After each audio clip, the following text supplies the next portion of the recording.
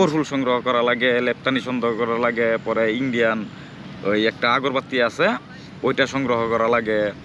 তারপরে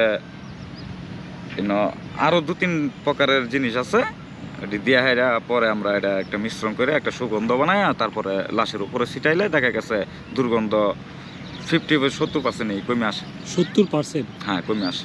আলায়ন ভাই, আপনি আমাকে একটা কথা বলছিলেন যে মানে অনেকে দুর্গন্ধ থেকে বেঁচে থাকার জন্য লাশে যে পচা গন্ধ এটা তো আর সবাই সহ্য করতে পারে না, হয়তো যারা পারে তারা এই কাজটা করে।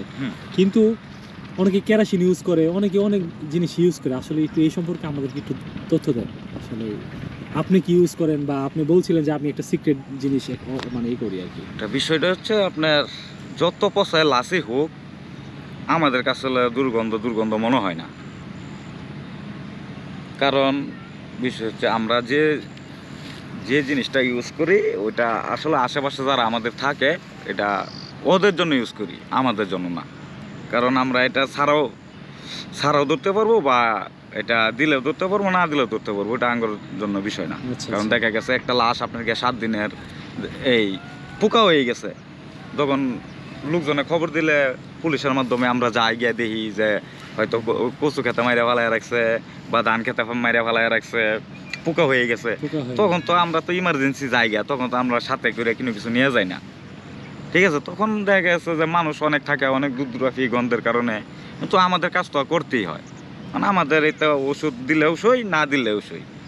তখন আমার এই জিনিসটা দেওয়ার মানে হচ্ছে যে আশেপাশে যে লোকজন আছে ওরা যাতে দুর্গন্ধে বা ওদের কোনো অসুবিধা না হয়, এই ক্ষেত্রে আমরা আর কি এই জিনিসটা ব্যবহার করি।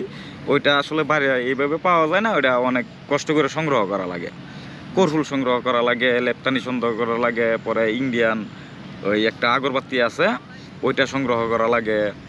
তারপরে আরও 2-3 প্রকারের জিনিস আছে, এটি দিয়া হেরা পরে আমরা এটা একটা মিশ্রণ করে একটা সুগন্ধ বানাই, তারপরে লাশের উপরে ছিটাইলে দেখা গেছে দুর্গন্ধ 50-70% কমে আসে। 70%? হ্যাঁ, কমে আসে। এটা আসলে এই জন্য জানলাম, কারণ এটা কিন্তু মানে অনেকের ক্ষেত্রে মানে একটা মানে বিরক্তিকর একটা কারণ লাশ তো পচা গন্ধ সারা দুনিয়ার মধ্যে মনে হয় যাচ্ছে আর পচা গন্ধ বলতে কিছু নাই।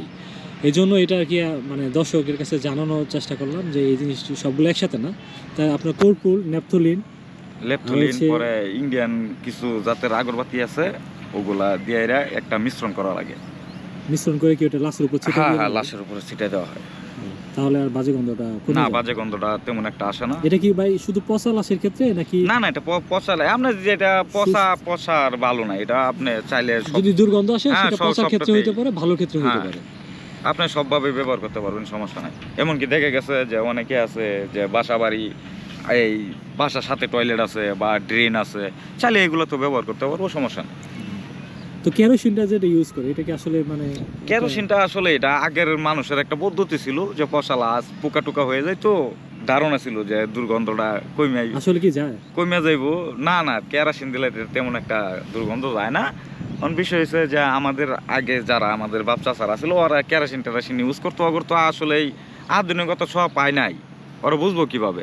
তখন এটা একটা সহজ পদ্ধতি ছিল যে কেরোসিন দিলে পোকা যাইতো গা, দুর্গন্ধ যাইতো গা। কিন্তু কেরোসিন দিলে কেরোসিনের গন্ধ আর ওই গন্ধটা দুইটা একাকার হয়ে আর একটু গন্ধটা বিকট হয়ে যেত, গন্ধ আরো জটিল লাগে। হ্যাঁ, আর একটু বিকট হয়ে। ভাই আরেকটা জিনিস জানি, আপনার আব্বা কি ইউজ করতো মানে লাশের পচা লাশের ক্ষেত্রে? এই যে বললাম না কেরোসিন, কিন্তু আমাদের ক্ষেত্রে তো এখন আর এগুলা চলে না।